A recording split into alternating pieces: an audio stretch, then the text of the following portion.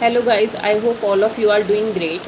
So as per the responses I got from the question जो कि मैंने post किया था कि नेक्स्ट IGTV किस पे बेस्ड होना चाहिए, तो most of you have responded in favour of JJ act. तो आज इस IGTV में हम कवर करेंगे JJ एक्ट के लेटेस्ट अमेंडमेंट और लेटेस्ट चेंजेस को, क्योंकि JJ एक्ट अपने आप में बड़ा एक्ट है तो इसका ओवरव्यू एक छोटे IGTV में देना वो थोड़ा सा मुश्किल हो जाएगा। तो इस वीडियो में मैं कवर करूँगी अमेंडमेंट्स को, और जो आगे के कोई फ्यूचर वीडियो होंगे उसमें मैं इंक्लूड कर दूँगी JJ एक्ट के पूरे ओवरव्यू को।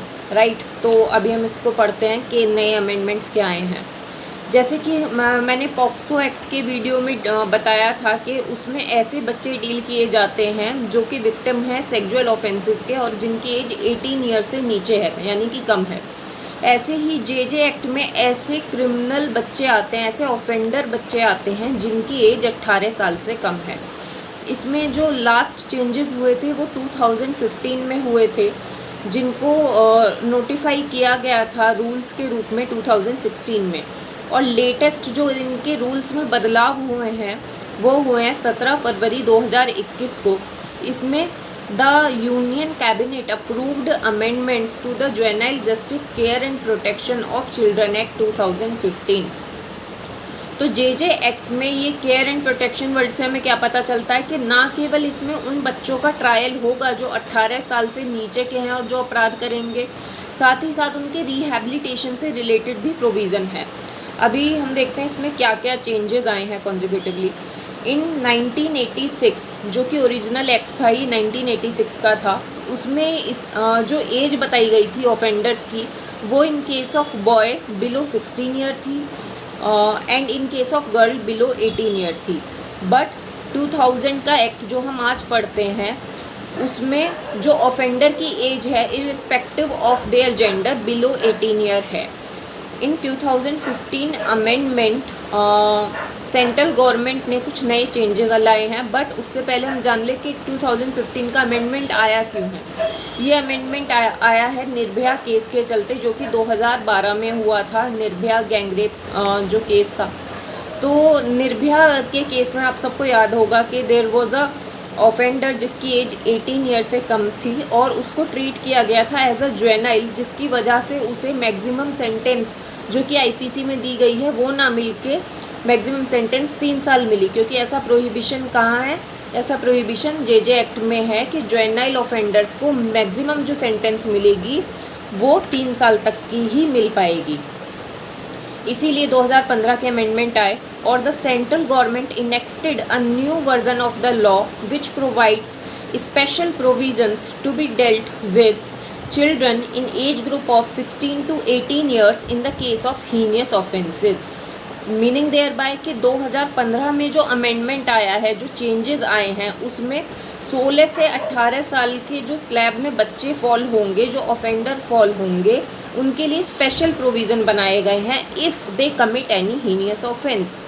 इसका क्या मतलब है कि इन्होंने ऑफेंसेस को कैटेगराइज कर दिया है डिफरेंट हेड में, और वो डिफरेंट हेड क्या है, हीनियस ऑफेंस। हीनियस ऑफेंस की परिभाषा इन्होंने दी है, बताया है कि हीनियस ऑफेंस वो ऑफेंस होंगे जिनमें कि IPC में जिनकी पनिशमेंट 7 साल मिनिमम बताई गई है। राइट, तो अगर ऐसा कोई बच्चा है जो ऐसा कोई अपराध कर देता है जो कि जिसकी मिनिमम पनिशमेंट 7 साल है, तो उसको ट्रीट किया जाएगा as a adult. Meaning thereby उसको maximum sentence as per IPC मिल पाएगी और उसका ट्रायल एज पर IPC चल पाएगा। अब सीरियस ऑफेंस की बात करते हैं। सीरियस ऑफेंस इन्होंने किसे बताया, सीरियस ऑफेंस ऐसे ऑफेंसेस को बताया है जिनकी सज़ा 3 से 7 साल है। ठीक है, बट अब 2021 में जो मैंने बताया कि 2015 के जो अमेंडमेंट थे उसमें भी कुछ स्लाइट चेंजेस किए गए 2021 में। ठीक है, 17 फरवरी को। तो वो चेंजेस इसी हेड में किए गए बेसिकली कि सीरियस ऑफेंसेस को इन्होंने, जो कि 2015 में बताया था कि 3 से 7 साल की जिसमें इम्प्रिजनमेंट होगी, उनको हम इस जो है सीरियस ऑफेंस बोलेंगे। 2021 में बोल दिया गया कि it will include offences where the sentence is more than 7 years but no minimum sentence is prescribed. मतलब कि सीरियस ऑफेंसेस की कैटेगरी में वो ऑफेंसेस आएंगे जिनमें सज़ा 7 साल से ज़्यादा की होगी और मिनिमम इसमें कोई स्लैब नहीं रखा गया है, ठीक है। और पेटी ऑफेंसेस मतलब छोटे अपराध किन्हें माना गया? छोटे अपराध इन्होंने 2015 के अमेंडमेंट के ज़रिए बताया कि पेटी ऑफेंसेस वो होंगे जो कि 3 साल तक की जिसमें मिनिमम 3 साल की सज़ा होगी, ठीक है। मैक्सिमम कितनी भी हो सकती है, मिनिमम 3 साल तक की सज़ा। सीरियस ऑफेंसेस 3 से 7 साल, जो कि अभी हटाकर कितना कर दिया इन्होंने, मोर देन 7 ईयर, और बेस जो स्लैब है इसका कुछ भी नहीं रखा है। हीनियस ऑफेंसेस, यहाँ पे हमें सबसे ज़्यादा ध्यान देना है कि हीनियस ऑफेंसेस की कैटेगरी में वो ऑफेंसेस डाले गए हैं जिसमें मिनिमम सज़ा इन्होंने 7 साल की इम्प्रिजनमेंट बताई है। अब हम पढ़ते हैं इम्पोर्टेंट बॉडीज़ के बारे में कि जुवेनाइल जस्टिस एक्ट में वो इम्पोर्टेंट बॉडीज़ कौन सी हैं जिनके वजह से इस एक्ट का इम्प्लीमेंटेशन जो है ईजी हो जाता है। तो पहला है juvenile justice board. Juvenile justice board क्या होता है? जुवेनाइल जस्टिस बोर्ड जो है it acts as a separate court for minors, यानी कि जो जुवेनाइल्स हैं उनका जो ट्रायल है वो हमारी रेगुलर कोर्ट्स में ना चलकर कहाँ चलेगा? यहाँ चलेगा, जुवेनाइल जस्टिस बोर्ड में चलेगा। ये as a separate court act करेंगी for minor offenders. It consist of 1 first class judicial magistrate plus 2 social worker. और ये जो है कॉन्स्टिट्यूट क्या करेगा इसकी बॉडी में कॉन्स्टिट्यूट होंगे फर्स्ट क्लास मजिस्ट्रेट और 2 सोशल वर्कर्स, यानी कि 3 मेंबर होंगे, ठीक है। और 2 सोशल मेंबर्स में से 1 मस्ट बी विमेन, ये चीज़ है इसमें, ठीक है। अब सेकंड है इसमें चाइल्ड वेलफेयर कमेटी। जो चाइल्ड वेलफेयर कमेटी है उसके बारे में बताया गया है कि it should be set up by the state government in all district, के जितने भी डिस्ट्रिक्ट हैं उनमें सब में एक चाइल्ड वेलफेयर कमेटी का गठन किया जाए, which will look after the cases relating to care, protection, treatment, development, rehabilitation of child, जो कि देखेगी कि अगर बच्चे में सुधार हो रहा है तो उसका डेवलपमेंट, रिहैबिलिटेशन वगैरह जो है वो कैसे किया जाए। अब जो 2021 के चेंजेस हैं उसमें बताया गया कि जो मिनिमम क्वालिफिकेशन है to be a member of a child welfare committee वो है कि ही और she should have been actively involved in health, education और welfare activities pertaining to children for 7 years, कि जो मेंबर होगा CWC का वो कम से कम 7 साल तक हेल्थ, एजुकेशन, वेलफेयर एक्टिविटीज़ में जो है बच्चों की उसमें वो काम करता रहा हो, या फिर प्रैक्टिसिंग प्रोफेशनल हो with a degree in psychology, law, social work etcetera, ठीक है।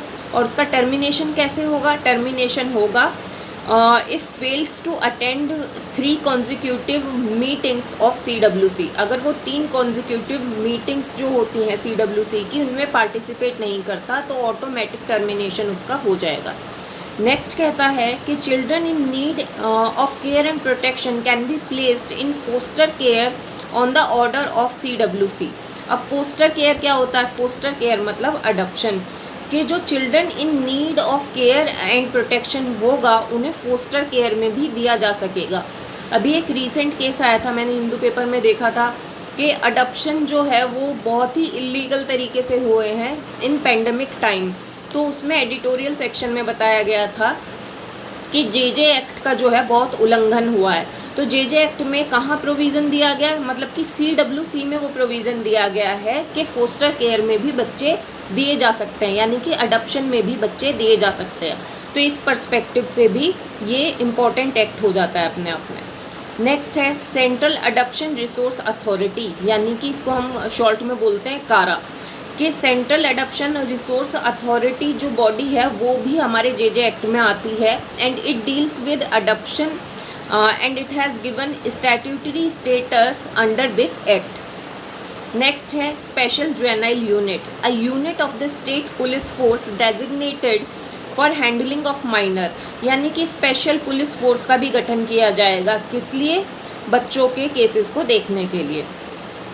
As per 2015 amendment, children in need of care and protection will include, यानी कि children in need of care and protection में कौन कौन से बच्चे की कैटेगरी जो है इंक्लूड की गई है। तो इसमें ये 2 तरीके के बच्चे इंक्लूड किए गए हैं, विक्टिम्स ऑफ ट्रैफिकिंग और ड्रग अब्यूज़ और चाइल्ड लेबर। तो ऐसे बच्चे जो कि विक्टिम हैं ट्रैफिकिंग के, मतलब कि जिन्हें इलीगल तौर पे एक जगह से दूसरी जगह ट्रैफिक किया गया है, ठीक है, वो बच्चे, या फिर जो ड्रग अब्यूज़ में संलिप्त हैं वो बच्चे, या जो चाइल्ड लेबर में, यानी कि जो जिनकी एज एक 18 साल से कम है और वो किसी हजार्डियस वर्क में इंक्लूड है, वो बच्चे भी जे एक्ट में शामिल होंगे। And children who have been abandoned by their guardian, और ऐसे बच्चे भी जिनको उनके गार्जियंस के द्वारा अबंडन कर दिया गया है, छोड़ दिया गया है। आपने देखा कि अभी पेंडेमिक टाइम में बहुत सारे बच्चे ऐसे थे जो कि ऑर्फन हो गए, और जिनके जो एक्सटेंडेड फैमिली मेम्बर्स हैं उन्होंने उन्हें लुक आफ्टर किया, बट बहुत सारे ऐसे भी थे जिनके एक्सटेंडेड फैमिली मेम्बर्स ने उन्हें छोड़ दिया। इसीलिए 2021 में इन बच्चों को भी शामिल कर दिया गया children in need of care and protection के केस में, ठीक है। अब हम बात करते हैं कि सुपरवाइजरी अथॉरिटी किसकी होगी जे एक्ट में। तो सुपरवाइजरी अथॉरिटी दी गई है डिस्ट्रिक्ट मैजिस्ट्रेट और एडिशनल डिस्ट्रिक्ट मैजिस्ट्रेट को, और किस तरह से दी गई है, वो ऐसे दी गई है कि DM and ADM to monitor functions of agencies responsible for implementation of the act. मतलब कि ये जो बॉडीज़ जिनके बारे में अभी हमने पढ़ा कि कारा हो गई, स्पेशल जुवेनाइल यूनिट हो गई, CWC हो गया, या जुवेनाइल जस्टिस बोर्ड हो गया, इन सब को सुपरवाइज कौन करेगा, इनको कौन मॉनिटर करेगा, डीएम और एडीएम करेंगे, ठीक है। The district child protection unit will function under district magistrate.